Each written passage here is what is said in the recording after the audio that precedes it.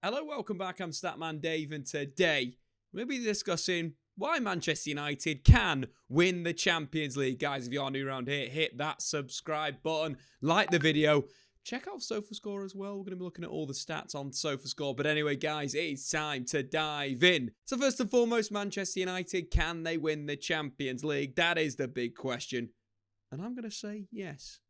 Crazier teams have won the Champions League. Think Di Matteo with Chelsea back in the day. Of course, the Champions League, the greatest trophy in the world. Manchester United winning the European Cup on 3 separate occasions. But I think there's a few things of why I believe United can win the Champions League, given a little bit of luck, given a good draw, but also the quality within the squad. So let's start on that, the quality in the squad of Manchester United this season.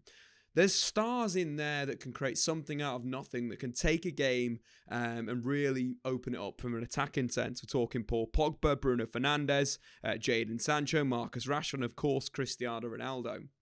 Let's start with the Portuguese Magnifico, the playmaker in attacking midfield. This season in the Champions League, Bruno Fernandes has been quite sensational. 5 assists already. Only Ryan Giggs has managed more in a single campaign for Manchester United. That, of course, came the 2006-2007 season. But on top of that, only Kingsley Coman has got a higher expected assists than Bruno Fernandes this season. And I think when Manchester United have needed someone to save them, when they've been playing a bit poorly, Bruno Fernandes has been that guy. 9 chances created in the group game against Atalanta, and I feel like that's something for the knockout stages to kind of look at, that Bruno is this fulcrum of the team. But also, I think, interestingly enough, for Manchester United coming into the back end of the season, Bruno, of course, has been that guy that gets on the ball, that makes things happen from high areas, with his sort of passing or his ability to get into the penalty area, or even low areas. We've seen at times this season in the Champions League, Bruno picking up the ball deep and looking for those long balls over the top for runners, such as Marcus Rashford getting in behind the defence. I feel as the tournament progresses, teams are more likely to play higher lines, considering the style of football that's going to give Bruno's passing and also the running from Marcus Rashford or Jadon Sancho or Cristiano Ronaldo, and make it a lot more deadly. Not only, though, do Manchester United have one central creator, but now with Paul Pogba returning from injury and looking like he's back into form, tactically, Manchester United look quite good with Pogba moving from a number 8 deep position into attacking midfield. And I think if you can get the likes of Bruno Fernandes, Paul Pogba, Marcus Rashford and Jadon Sancho flying behind Cristiano Ronaldo, I feel that can really work. From a tactical perspective, for this system to work, for these 2-3-8s to dominate against Europe's best, I feel like Man United need to use Diogo Dalot, similar to how City used João Cancelo in an inverted position, and Luke Shaw as kind of a third centre-back, tucking in to defend with either Maguire and Lindelof or Varane and Lindelof, or, of course, the other combination, Varane and Maguire in that central area. But I think United got good depth at the back as well. But freeing those attackers, for me, is one reason why Manchester United can win the Champions League. The creativity in that 11, without even talking about Jadon Sancho and his recent creative run, is really important for the back end of the season. When you are going to play teams that might be a little bit stubborn defensively, but you've also got that range from deep, as we previously mentioned.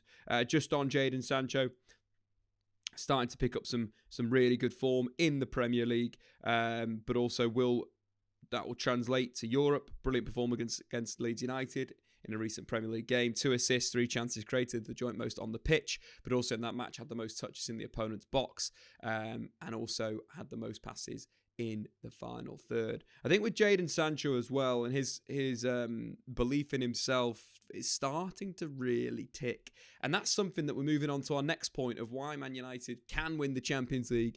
I think it's down to the manager in Ralf Rangnick. Slowly, Manchester United are starting to become a bit of a unit, and they're starting to play 2 halves, not just one, which is a big thing. Since Ralf Rangnick took over as United manager, only Manchester City have got more points in the Premier League, which is a pretty interesting statistic. But also on top of that, when we're looking at Rangnick and we're looking at what he could do for Manchester United, the big thing that we've got to take into consideration is he took Schalke, a really, really bad Schalke team, to the Champions League semi-finals. That, of course, happened in 2011 with Manchester United beating Schalke in the quarterfinals, 2-0 away and 4-1 at home, with Darren Gibson putting in a man-of-the-match performance there. But his Schalke team absolutely battered a team that Jose Mourinho had just won the treble with. You know, we're talking Inter Milan, we're talking that midfield diamond, Wesley Sneijder, Eto'o, Diego Milito, Zanetti, Maicon at the back. This was opened up by a Ralf Rangnick side. They beat them 5-2 away from home. And, you know, in the second game as well, 2-1 at home. Schalke completely undressing Leonardo's Inter Milan. Of course, previously Jose Mourinho's Inter Milan and current holders, well, they were the holders of the Champions League at that point. There is some know-how about Ralf Rangnick, and that's something that we've got to respect. Again, his Schalke team did set up in a kind of 4-4-2 shape with Raul as one of the leading strikers, Joel Matip in central midfield, as we can see here. But that ability to, you know, manage at the top level and do it as well, you've got to give him, you know, you've got to give Ralf Rangnick some plaudits. I do believe that Man United, in the back sort of end of the Champions League, should potentially be using Paul Pogba on the left-hand side as well. We spoke about Pogba's creativity, you know, at length already. But United could have another variation in their build-up if, for example, Fred goes into central midfield and Paul Pogba plays a little higher. And this kind of depth in quality is another reason why Man United can win the Champions League. We're talking Alex Telles can come in, Paul Pogba can operate inside left, Telles can provide the overlap, Fred can drop into a left half space position, like Toni Kroos likes to do. You know, Diogo Dalot could support that central midfield area as well. And United have got that same attacking lineup where instead of you've got the winger in the wide left position, it's now Alex Telles who can deliver those balls into the box for Cristiano Ronaldo. Which moves on to our next point. Cristiano Ronaldo is a big reason why Man United should have good belief.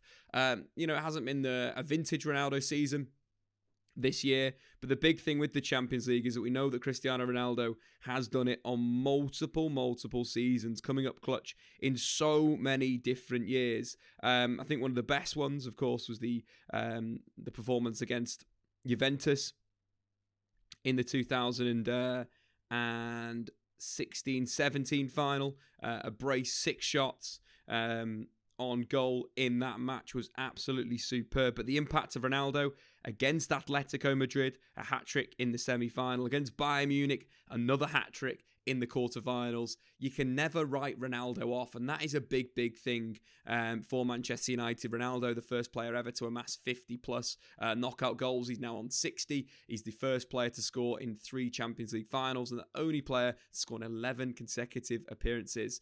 And in terms of this season, the stats are quite good. Ronaldo is averaging 2.4 shots per game in the Champions League this season, more than any other player. And with Bruno, with Jadon, with Paul Pogba in there to provide that creativity, you can't really write off Cristiano Ronaldo. And I feel it could be a situation where Ronaldo's goal scoring and his final third play is going to be a little bit more basic. You know, going to go use Ronaldo as a bit of a focal point for the attack. You know, we're talking a bit of a target man or a false 9, you know, to receive the balls into feet, simple layoffs, and then United can play. And that's really exciting for United to get through the thirds, using those direct passes into the feet of Ronaldo for him to drop it off to Bruno and allow Jadon Sancho, who's going to be the new Man United number 7, to really dictate these games in the final third. Sancho is an incredible player, averaging over 50 passes in the Bundesliga last season, and now he's starting to take over the Manchester United attack and, you know, wait for the right moments to open up passes to his teammates. I feel like getting it to Ronaldo, then laying it off to Jadon Sancho is going to be a big part of Manchester United's football in the Champions League. But United can win the Champions League. Bruno Fernandes, Ralf Rangnick and Cristiano Ronaldo, the 3 main reasons why United can go the whole way. Thanks for watching, guys. Do get into the comments below and answer the question, can Manchester United win the Champions League? Subscribe if you're new. I've been Statman Dave. Check out SofaScore. We'll see you soon. Goodbye.